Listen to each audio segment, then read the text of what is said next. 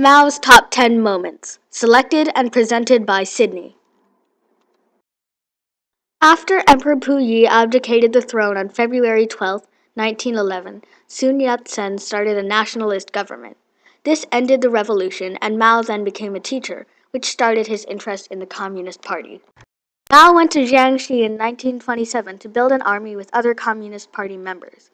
He created a Soviet-style government and developed a strategy that will help them win against the nationalists. The Jiangxi Soviet controlled millions of people in the countryside in 3 years. The nationalists spent 3 years defeating the warlords. Mao joined the army and fought in the revolution in 1911. Joining the army satisfied his curiosity of war, and after 6 months he returned to Changsha, unsure of what to do. After the revolution, he then decided to teach and went to Peking University. At age 13, Mao left home to go to school in a nearby district. Education was important for him to become a politician and join the Communist Party, which led to many important events in Mao's life.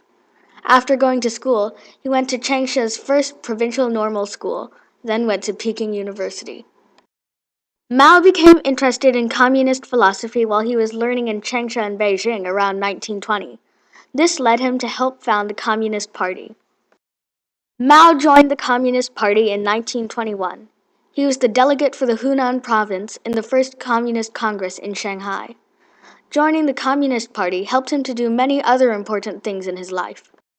The Great Leap Forward was a project in 1958 to increase China's steelmaking industry. 2 failed harvests caused a famine, and millions of people starved. He was blamed for the failure of the Great Leap Forward. The Liberation Army and Red Guards were set up by Mao during the Cultural Revolution to go on witch hunts against his opponents. Anyone who was thought to dislike Mao or the Cultural Revolution was subject to search or beaten by the Liberation Army and the Red Guards. The Cultural Revolution was launched in 1966 to eliminate all opposition and to get rid of class enemies. Teachers, artists, and writers suffered and were controlled during the Cultural Revolution. The Cultural Revolution has made its mark on China.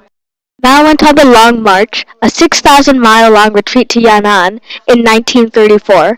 Chiang Kai-shek had sent his best units against the Red Army in Jiangxi, which forced them to flee. Only a tenth of the fighters survived the journey. This made Mao the true communist leader.